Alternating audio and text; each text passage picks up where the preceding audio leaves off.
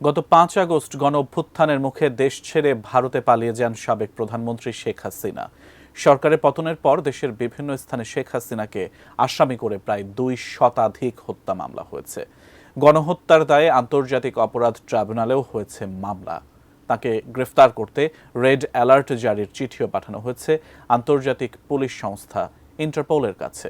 এমন পরিস্থিতিতে শেখ হাসিনাকে ফেরাতে এবার ভারতকে হুঁশিয়ারি দিয়েছেন অন্তর্বর্তী সরকার প্রধান ডক্টর মোহাম্মদ ইউনূস। আরো বিস্তারিত জানাচ্ছেন সহকর্মী এসআই রাজ।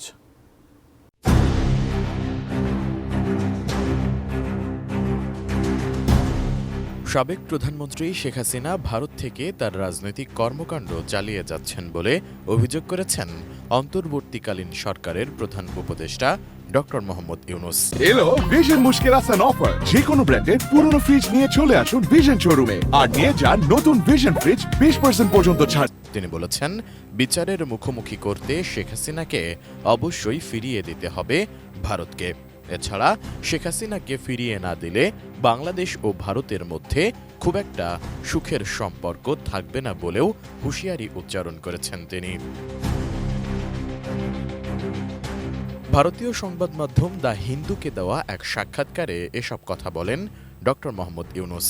18 নভেম্বর সংবাদ মাধ্যমটির ওয়েবসাইটে সাক্ষাৎকারটি প্রকাশিত হয়। সাক্ষাৎকারে ডক্টর মোহাম্মদ ইউনূস তার সরকার গঠনের 100 দিনের বিভিন্ন কর্মকাণ্ড নিয়ে কথা বলেছেন।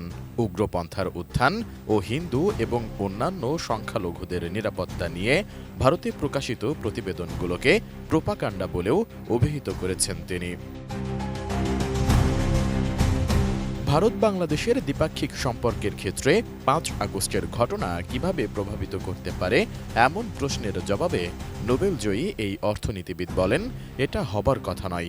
বন্ধুত্বপূর্ণ দেশ হিসেবে ভারতেরও এই দিনটি উদযাপন করা উচিত, কারণ বাংলাদেশ স্বৈরশাসন থেকে মুক্ত হয়েছে। এছাড়া দেশ ছেড়ে পালিয়ে যাওয়ার পর ভারতে শেখ হাসিনার উপস্থিতি উভয় দেশের সম্পর্কের জন্য অসুবিধা সৃষ্টি করছে কিনা এমন প্রশ্নের জবাবে ডক্টর মোহাম্মদ ইউনূস বলেন, তার বসবাস করা আপাতত কোনো সমস্যা নয়, তবে বাংলাদেশের বিষয়ে কথা বললে সেটা সমস্যা। সম্প্রতি দেখা গেছে তিনি বিভিন্ন সময়ে বাংলাদেশি নেতাকর্মীদের সাথে কথা বলছেন, আর ভারতে বসে এসব রাজনৈতিক কর্মকাণ্ড চালানোটাই সমস্যা।